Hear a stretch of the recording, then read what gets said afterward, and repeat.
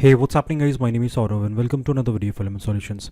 And in this video I'm going to talk about how you can fix if you're executing scan now command in the command prompt and if you're getting some sort of message that Windows resource provider could not be started. So how you can basically fix it.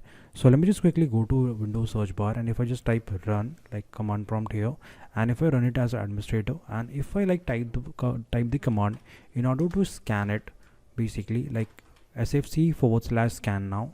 And now as you can see that I'm getting this message that Windows resource protection could not start the repair service.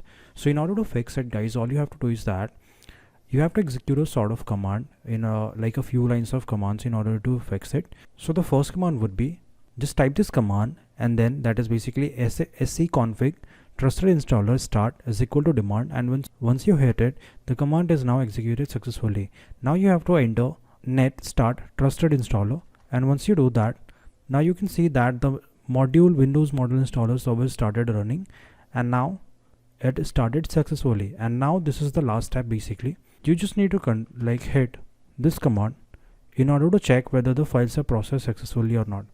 And once you're done with it, just close the command prompt and now go to Windows search bar here and type services. If you're not getting the services option here, you can type run,